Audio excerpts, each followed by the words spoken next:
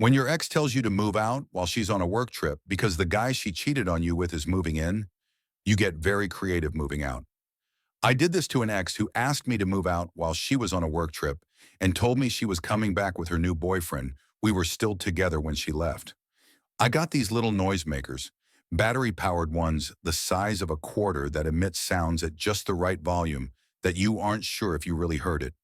So quiet that two people could be sitting in an average-size room, and while one can barely hear it, the other wouldn't hear a thing. They last ages and fit perfectly in light fixtures and in wall outlets.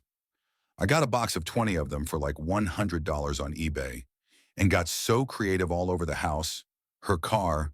I even hid them in a boat her father got her. Rich family, and she grew up sailing. Now these little guys make a noise at complete random intervals, could be minutes, could be hours, could take a whole day off.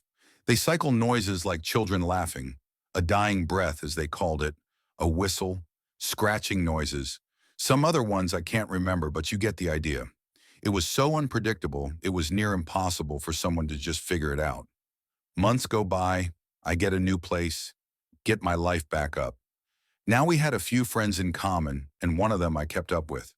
They were kind of sour about how she ended things, but they had grown up together and kept up the friendship, loosely talking and catching up on occasion. I never really asked about her, but one day we get to talking and he's wanting to prank some friends on a camping trip, so I tell him about the noisemakers. As I'm telling him about them, he slowly starts making this face, like he's gradually losing his shit. He's got this huge grin on his face and asks me, "You put these in excess stuff, didn't you?" And when I admit, he starts laughing hysterically. Turns out her new boyfriend had only lasted a few months and had left telling her that he couldn't handle whatever was going on with them in their mental states.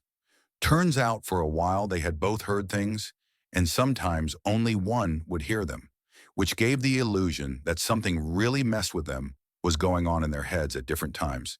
They couldn't figure it out, and eventually he wanted out completely, and having run down all the crazy list of people who are hearing voices would think ended it, believing he had been infected with some brainworm the government was putting in vaccines or something like that.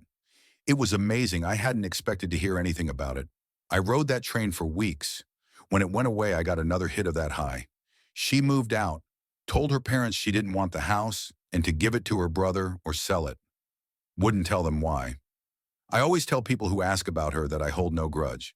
And don't tell them the part where I totally messed with her, so bad I overshot the got her back stage and hit the blissful state of satisfied with my work. My wife knows this story by heart because it's her favorite one to tell.